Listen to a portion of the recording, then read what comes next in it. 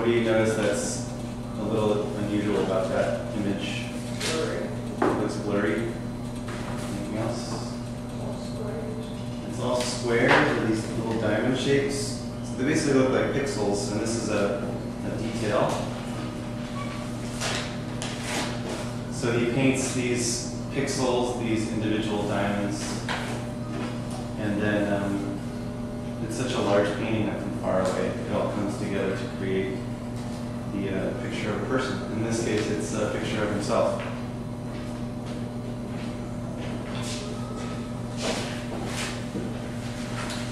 So we're going to do a few exercises today to loosen you guys up, get you ready, and we'll do about 3 self-portraits. I know that sounds like a lot, but they'll all be different, and the time you spend on them will all be varied.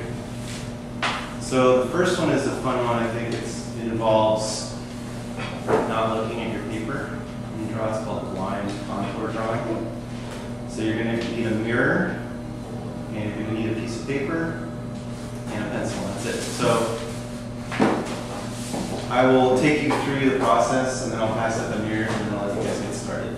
And if I was going to do one of myself, I might start with the head shape, the ears, and I'm not picking up my pencil or Sharpie in this case, and I'd come down here. I think the eyebrows are right about here. Put the nose, the eyes. So I'm just focusing on the outlines of each feature, the mouth. What are you guys laughing? And the beard.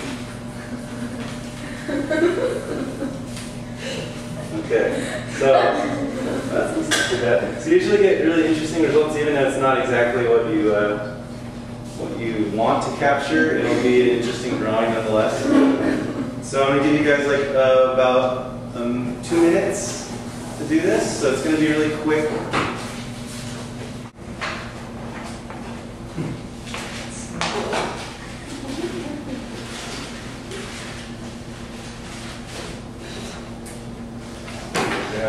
Too much fun.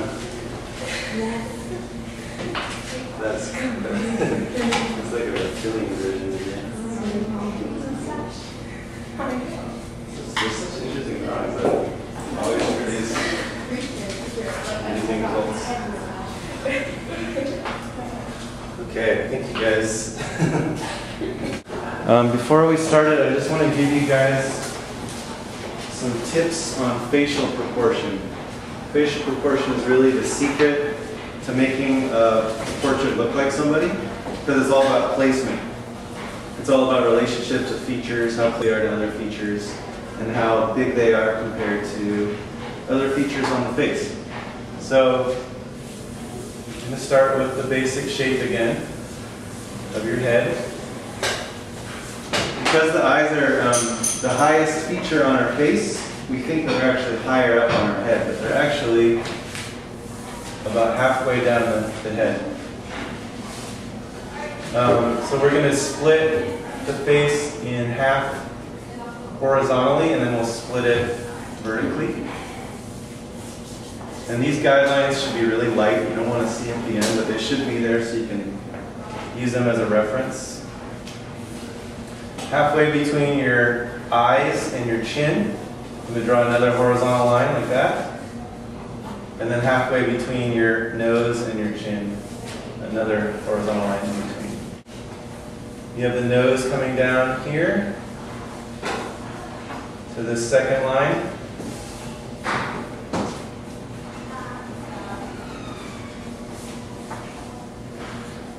So you're starting very light and loose with some sketching. Some gesture drawing, contour drawing, not worrying about shading yet. You're just worrying about placement. So the bottom of the bottom lip should be aligned with this line right here. This space in between the eyes and the nose is approximately where your ear should be.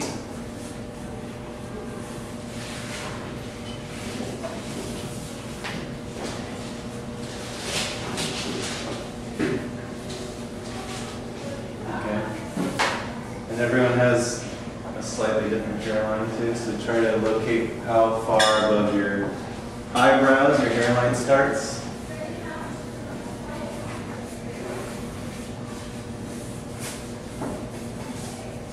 Your hair is, like I said, it's a form, so think about it as a solid form. Don't think about it as individual strands. That'll help you depict it accurately, I think.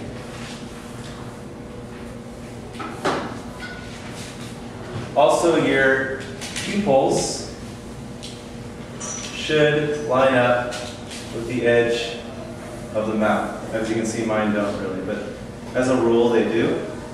So you can kind of draw a light line directly down.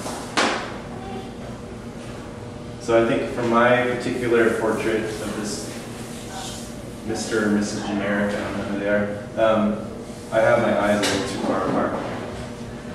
But again, you always want to ever use the mirror as a reference, because everyone's face is slightly different.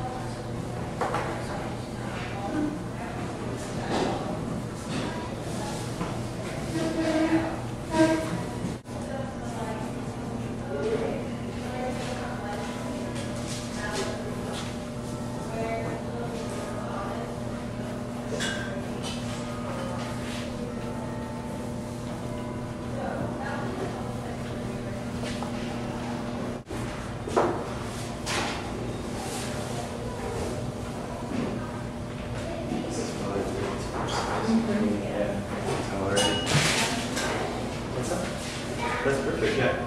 I think maybe this line should come up.